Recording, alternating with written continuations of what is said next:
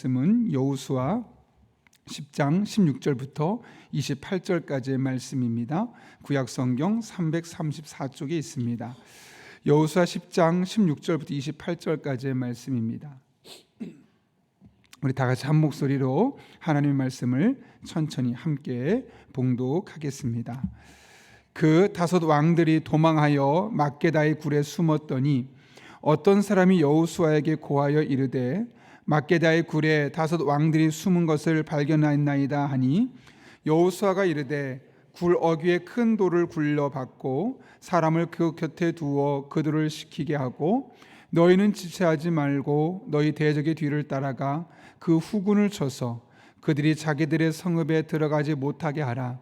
너희 하나님 여호와께서 그들을 너희 손에 넘겨주셨느니라 하고 여호수아와 이스라엘 자손이 그들을 크게 살육하여 거의 멸하였고 그 남은 몇 사람은 견고한 성들로 들어간 고로 모든 백성이 평안히 막게다 진영으로 돌아와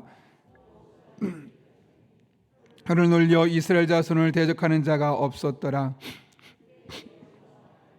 굴 어귀를 열고 그 굴에서 그 다섯 왕들을 내게로 끌어내라 하매 그들이 그대로 하여 그 다섯 왕들 곧 예루살렘 왕과 헤브론 왕과 아르봇 왕과 라기스 왕과 에글론 왕을 굴에서 그에게로 끌어내니라. 그 왕들을 여호수아에게로 끌어내며 여호수아가 자기와 함께 갔던 지휘관들에게 이르되 가까이 와서 이 왕들의 목을 발로 밟으며 하매 그들이 가까이 가서 그들의 목을 밟으매 여호수아가 그들에게 이르되 두려워하지 말며 놀라지 말고 강하고 담대하라.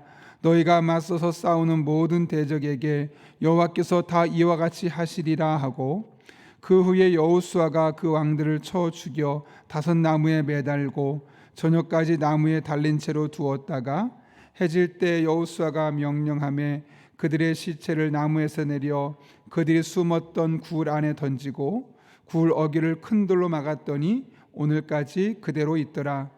그날에 여호수아가 막게다를 취하고 칼날로 그 성읍과 왕을 쳐서 그 성읍과 그 중에 있는 모든 사람을 진멸하여 마치고 한 사람도 남기지 아니하였으니 막게다 왕에게 행한 것이 여리고 왕에게 행한 것과 같았더라. 아멘.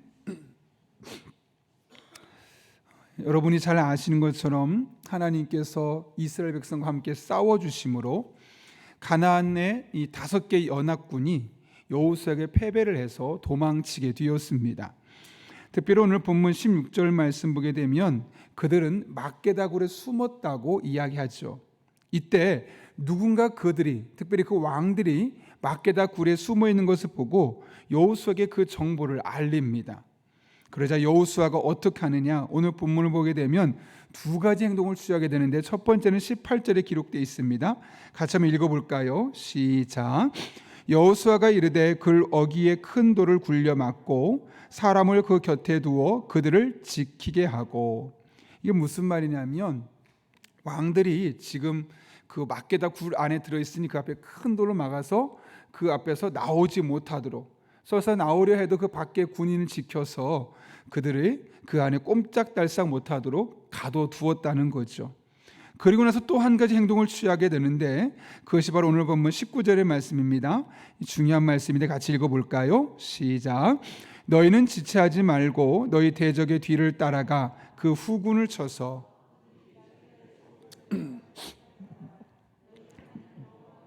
그들을 너희 손에 넘겨주셨느니라 하고. 여기 19절 보면 지체하지 말고 너희 대적의 뒤를 따라가 그 후군을 쳐서 그들이 자기들의 성읍에 들어가지 못하게 하라고 이야기합니다. 사실 지금 시점에 이스라엘 백성은 매우 피곤한 시점이었습니다. 왜냐하면 지난밤에 한숨도 쉬지 못했고 행군을 했고 또 끝나자마자 하루 종일 싸웠기 때문에 그렇습니다. 이른바 지칠 대로 지쳐있는 상태였죠. 더군다나 그들은 그래서 쉬고 싶었을 것이고 그런 상황을 보면서 사실 그들에게 가장 중요한 리더십의 역할을 갖고 있었던 다섯 왕들이 이제 막게다 굴에 갇혀 있으니까 이 사람들만 잡아도 되겠다라는 마음을 먹고 그냥 조물애기들은 떠나보내도 아무런 상관이 없는 시점이었습니다. 그런데 오늘 본문을 보게 되면 그렇지 않고 지체 없이 도망치고 있는 자들을 추적하게 만들었고 그리고 그들을 치도록 했죠. 어차피 승리했으니까 뭐 왕정도 우리가 잡았으니까 된 거야 라는 아니라는 생각을 버리고 마지막 순간까지 자신들에게 맡겨진 일들을 또 충성스럽게 감당하고 있는 모습을 보고 있습니다. 왜 그렇게 했을까요, 여러분? 모든 일에는 때가 있기 때문에 그렇죠. 그래서 오늘 본문을 보게 되면 지체하지 말고 그 일을 감당하라고 이야기하고 있습니다. 왜냐하면 모든 일엔 때가 있는데 그 때를 놓치게 되면 결국 그 일을 해낼 수 없기 때문에 그렇습니다. 하나님께서 우리들의 삶 가운데 모든 일을 행하는 과정 중에 각각의 많은 일들 행하시면서 중간중간 그 일들을 감당하고 싶은 또 그 일을 마땅히 감당해야 하는 그런 시기를 우리에게 주십니다. 그때가 바로 하나님의 때입니다. 우리가 보기에는 다양한 경우의 수들이 있어서 이것을 할까 저것을 할까 고민이 될 수 있지만 그때 하나님께서 감동하는 그 말을 따라서 움직이게 될 때가 하나님의 때고 가장 적합한 때입니다. 그럴 때 내가 생각했던 만큼 그 일이 잘 풀리지 않을 수 있고 오늘 본문에서도 왕만 잡고 말 것인가 아니면 계속해서 나머지 조물애기들을 쫓아가서 그들을 진멸시킬 것인가 이런 갈등의 순간 선택의 순간이 찾아올 수 있지만 더 중요한 것은 그런 때도 우리에게 주어진 일들 하나님의 때 하나님 주신 마음의 감동을 따라 살아가게 나아가게 되면 우리는 마침내 그 하나님의 때 하나님의 일들을 온전히 해낼 수 있게 되는 것이죠. 오늘 본문도 바로 그런 맥락입니다. 그래서 지금 여호수아는 지체하지 말고 대적의 뒤를 따라가라고 이야기하고 그 후군을 칠 것을 이야기하고 있는 겁니다. 이 정도 승리했으면 됐어 중간에 도취하는 것이 아니라 하나님 맡기신 사명을 끝까지 감당하며 나아갈 때 하나님 주신 그 승리의 때를 그들이 감당하며 승리의 때를 거머쥘 수 있게 되었던 것이죠. 그래서 우리 그리스도인이 해야 할 일은 그냥 막연하게 열심히 하는 것이 아니라 늘 하나님의 때를 찾아가며 하나님의 타이밍을 분별하며 나아가는 것이죠. 예수님 여러분 잘 아시는 것처럼 예수님께서 제자들에게 뭐라고 말씀하셨습니까? 마태복음에 보면 이렇게 이야기합니다. 너희가 날씨는 분별할 줄 알면서 시대의 표적을 분별할 줄 모르는구나. 이게 무슨 말일까요, 여러분? 매일매일 아침에 일어나서 오늘 날씨가 좋구나. 오늘 눈이 온다고 하는구나. 오늘 비가 온대. 그렇게 일기예보는 살펴보면서 그날 필요한 일들을 하지 않겠습니까? 여러분 비가 올 때 그 당시만 해도 씨를 뿌리려고 노력을 했겠죠. 왜냐하면 마른 땅이었기 때문이에요. 그래서 기후 조건에 민감하게 반응했고 그 기후에 맞는 일들을 하는 겁니다. 우리도 마찬가지 아니겠습니까? 오늘 비 온다고 그러면 아침에는 괜찮은 것처럼 보여도 우산을 미리 준비하는 것처럼 늘 때를 우리는 날씨를 분별합니다. 하나님 뭐라고 말씀하시냐면 너희는 날씨는 분별하고 있고 날씨는 분별하려고 노력을 하면서 왜 시대의 표적은 분별하려고 하지 않느냐는 거죠. 하나님께서 그 시대마다 그 상황마다 일하시고 하나님의 역사를 이 땅에 펼쳐가는데 그것을 분별하고 그 하나님의 때에 동참하면서 하나님의 일에 내가 쓰임받으려 하기보다는 그냥 주어진 일상에서 매일매일 날씨만 분별하고 살아가려 하느냐, 그런 책망의 말씀을 예수님께서 제자들에게 하셨습니다. 우리는 어떻습니까? 혹시 우리도 그렇진 않습니까? 매일매일 날씨를 신경 쓰고 매일 뉴스를 보면서 경제 상황을 신경 쓰고 매일 뉴스를 보면서 정치 상황을 신경 쓰고 매일 뉴스를 보며 외교는 어떻다더라, 지금 세계 전쟁은 이렇다더라, 이런 일반적인 일들에는 온통 관심을 기울이고 분별하려고 노력하면서 하나님의 때는 분별하려는 노력은 혹시나 게으르게 하고 있지는 않은지.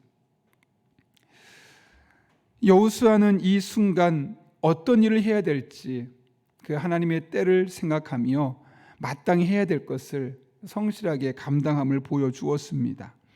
예수님도 마찬가지로 너희가 날씨는 분별할 줄 알면서 왜 시대의 표적은 분별하지 않느냐라고 책망하셨습니다. 오늘 우리의 삶은 어떤 삶이 되어야겠습니까? 우리의 기도가 어떤 기도가 되어야 되겠습니까? 물론 우리들의 삶에 크고 작은 문제가 있어 그 문제를 풀어가야 되겠죠. 그래서 하나님 앞에, 하나님, 이런 문제가 있습니다. 이런 아픔이 있고 이런 고민이 있습니다. 해결해 주십시오. 지혜를 주십시오. 능력을 주십시오. 다양한 제목들, 우리들의 삶에 필요한 것들을 요청하고 요구할 수 있을 겁니다. 그러나 조금 더 깊이 생각해 보면 그런 것보다 본질적인 기도는 하나님의 때를 분별할 수 있는 지혜를 주십시오. 제가 큰 일을 하든 작은 일을 하든 상관없이 하나님의 때를 깨달을 수 있게 도와주시고, 이 시대 속에 일하신 하나님의 손길을 찾아낼 수 있게 도와주시고, 이 시대의 표적을 분별하며 나아갈 수 있는 하나님의 사람이 되게 하여 주옵소서. 그렇게 오히려 기도하는 것이 우리의 기도기 제목이 되어야 할 것입니다.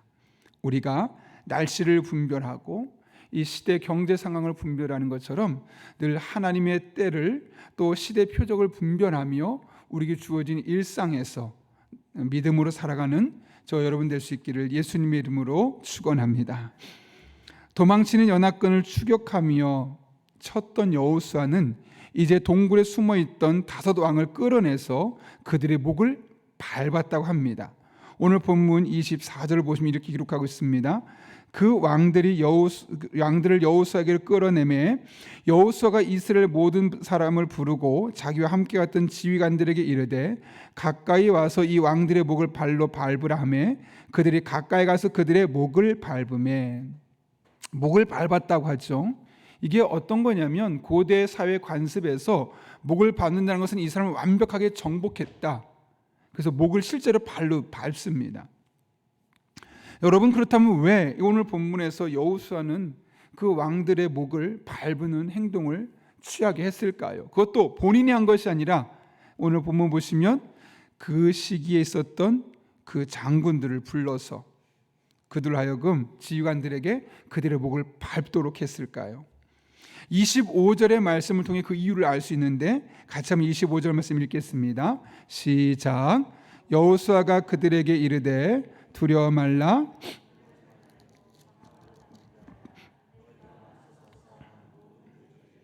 여호와께서 다 이와 같이 하시리라 하고, 여기 뭐라고 말합니까? 두려워하며 놀라지 말고 강하고 담대해라. 너희가 맞서 싸우는 모든 대적에게 누가요? 여호와께서 이같이 하실 것이다. 지금 우리가 발로 밟는 것은 그냥 단순히 왕들의 목을 밟는 것이 아니라 지금뿐만 아니라 앞으로도 가나안 땅에 수많은 나라의 지파들의 왕들이 있을 것인데 그들과의 전쟁마다 이렇게 하실 것이라는 것을 너희가 알아야 한다 라는 메시지를 주기 위해서 지금 의도적으로 이 일을 하고 있는 겁니다.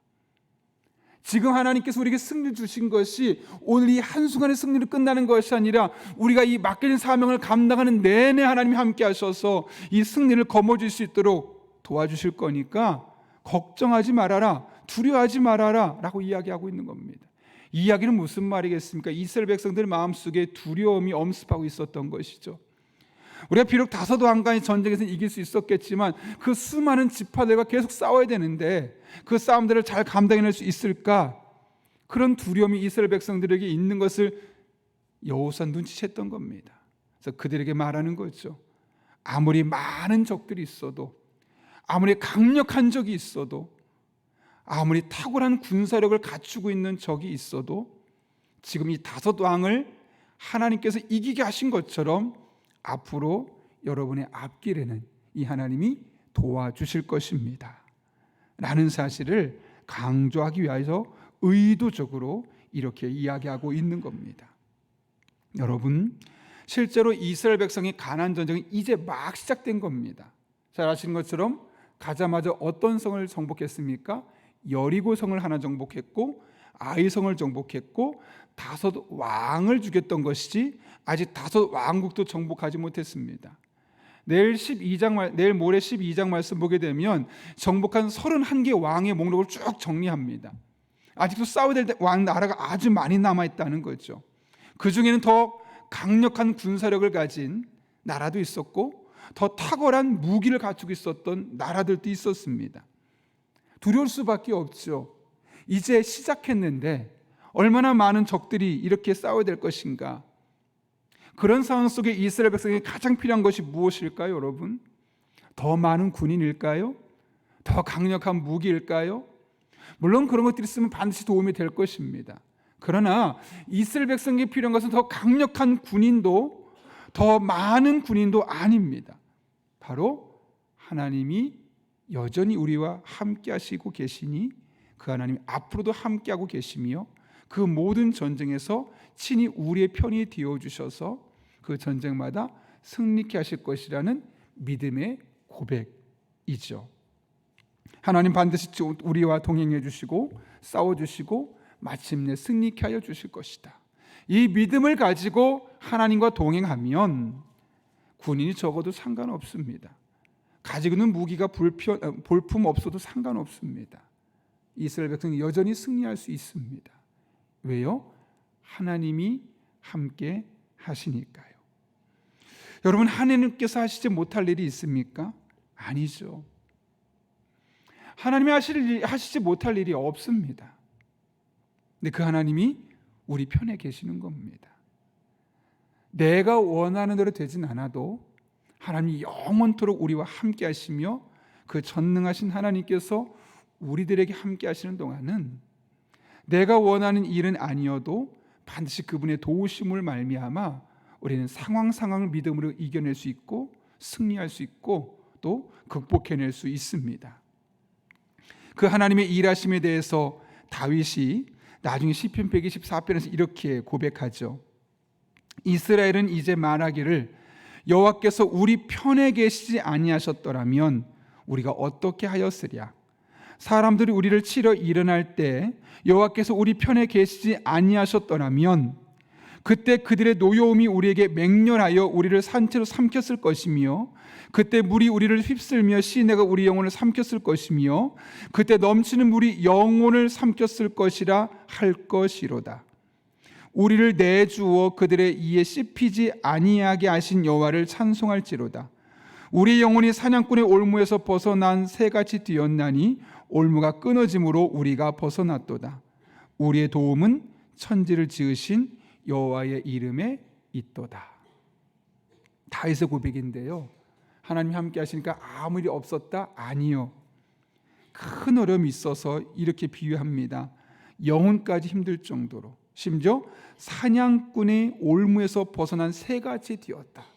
그렇게 힘든 상황까지도 처하게 되었었다는 거죠. 그런데 뭐라고 말하냐면 그 올무를 하나님이 끊어주셔서 벗어나게 하셨다는 거죠. 여러분, 하나님이 함께 하시니까 평탄할 거야, 아무 고생 없을 거야, 이제는 꽃길만 걸을 거야. 아니요.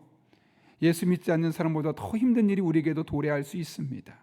그러나 하나님은 그때도 함께 하셔서 마치 사냥꾼이 올무에서 벗어난 새와 같이 힘든 시간이 있지만 마침내 벗어나게 하시는 은혜를 주신다는 거죠. 그래서 우리의 입술로 이렇게 간증하게 되겠죠. 우리의 도움은 어떤 여호와냐면 천지를 지으신 여호와의 이름에 있도다. 아멘이시죠? 우리의 도움은 다른 누구도 아니고 천지를 지으신 여호와께 있습니다. 이 사실 끝까지 확인하고 이 하나님의 도우심을 경험하는 저 여러분 될 수 있기를 예수님의 이름으로 축원합니다. 우리 함께 기도하겠습니다. 거룩하신 아버지 하나님, 여호수아의 전쟁에 동행하시며 시대 표적을 분별하기 위해 노력했던 그 여호수아의 모습을 따라 승리를 하게 하셨고 또 그 여호수아에게 하나님께서 계속 동행하시며 승리 있게 하실 것을 말씀하셨고 그 믿음으로 나아갔던 여호수아의 모습을 보며 우리 또한 여호수아처럼 이 땅을 또 이 시간을 살아낼 수 있기를 사모하며 나아갑니다. 우리 한 사람 한 사람이 천지를 지으신 여호와 하나님을 의지하며 그분 앞에 믿음으로 한 걸음 한 걸음 내디딜 때 남들보다 가지지 못한 것, 또 남들보다 어려운 환경에 있는 것 때문에 좌절하거나 낙심하지 않게 하시고 끝까지 믿음으로 은혜를 고백하고 승리를 고백하는 주의 종들 되게 하여 주옵소서.